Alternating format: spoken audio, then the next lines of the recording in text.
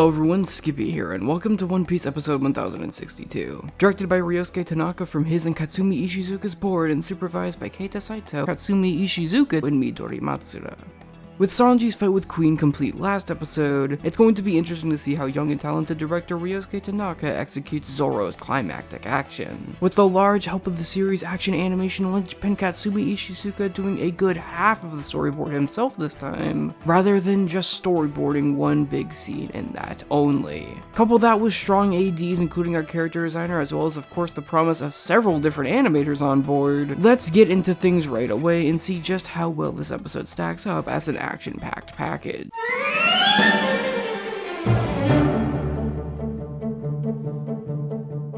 This episode covers the remainder of chapter 1035 and the first small bit of chapter 1036, finishing off the Zoro fight completely. But in reality, it's not really all that different from the manga fight despite actively showing action before King's mask gets teared and slightly extending the flashback with Kaido and King at Punk Hazard. Which essentially means that it's mostly down to the direction and the action to lift this episode up to its potential heights, and while I feel like in some places the music choices were a bit off in the heat of such insane action, I can say that Tanaka's atmospheric direction really helped the more calm before the storm A part, and of course regardless of my nitpick, he effortlessly managed to execute the insanity that takes place in the B part to the best of his abilities while also leaving some room for more tender moments with the flashbacks, leaving us not much else to discuss besides the storyboard and following animation, which go hand in hand in such a way that I feel like I'd be doing the episode a slight disservice segmenting them off into their own section. So I'm just going to cover it all under highlights this time, as both the storyboards and animation are absolutely that in every sense of the word.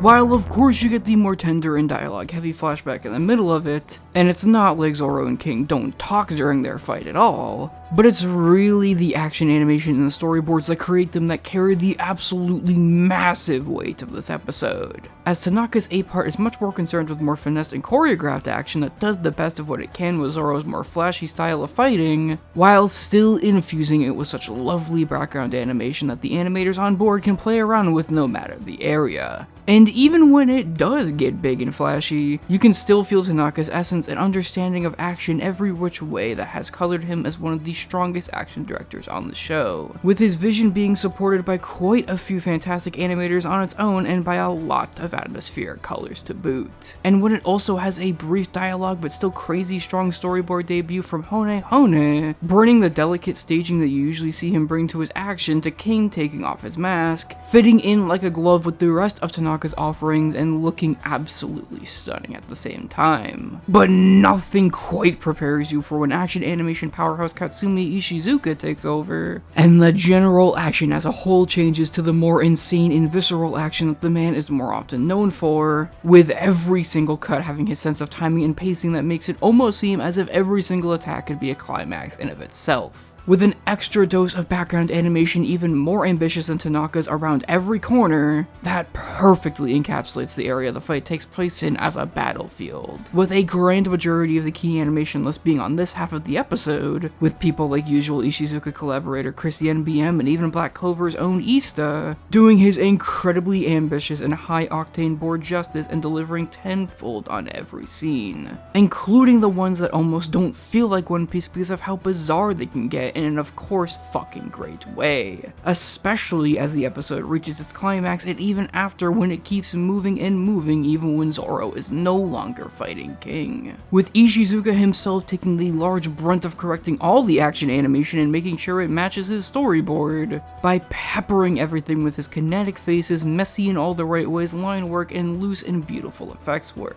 making it his first stint as animation supervisor on the anime since Punk Hazard a whole decade ago, and on anime as a whole since 2017's episode of East Blue, which was absolutely necessary in order to make sure that it all was just right. but yet still above anything else, the main highlight and takeaway from it all is most definitely the work from everyone's favorite freelance animator on the series, Vincent Chansard, as he shows up for the first time since 1048 to somehow